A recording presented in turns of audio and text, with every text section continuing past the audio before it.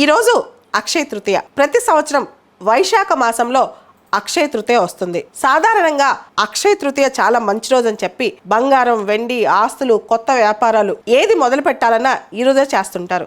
అక్షయ తృతీయ రోజు మనం ఏం కొనుక్కున్నా, ఏ పని మొదలెట్టినా అది చాలా బ్రహ్మాండంగా అభివృద్ధి చెందుతుంది, మల్టీఫోల్డ్ అవుతుంది, 100 రెట్ల సంఖ్యలో మనకు తిరిగి వస్తుందని అంటుంటారు అనమాట. అందుకని చాలా మంది వేలం వేరిగా బంగారం కోట్ల వెంట, వెండి కోట్ల వెంట పరిగెడుతుంటారు. కానీ అక్షయ తృతీయ అంటే ఇంకొక అర్థం కూడా ఉంది. ఈ రోజున మనం ఏం మంచి పని చేసినా, దాన ధర్మాలు చేస్తే అవి వర్ధిల్లుతాయని అర్థం అనమాట. అది ఎక్కువ చేస్తే ఇంకా మంచిది అక్షయ తృతీయ రోజున. ఈ రోజునే పాండవులు అక్షయ పాత్ర పుచ్చుకున్నారంట. అక్షయ పాత్ర అంటే మనకు తెలుసు కదా, ఎంత తిన్నా తరిగిపోతుందనమాట. Never ending vessel for food అంటాం. దానిలో ఇంకా వస్తూనే ఉంటుంది, ఆహారం ఉత్పత్తి అవుతూనే ఉంటుంది. పాండవులు అడవిలోకి వెళ్తా అక్షయ పాత్రని పుచ్చుకున్న రోజు అనమాట. నెవర్ ఎండింగ్, అసలు దానికి ఇంకా అంతు లేకుండా ఆ ఫుడ్ దొరుకుతూ ఉంటుంది అనమాట. ఆ అక్షయ పాత్రని పాండవులు ఈరోజు పుచ్చుకున్నారంట.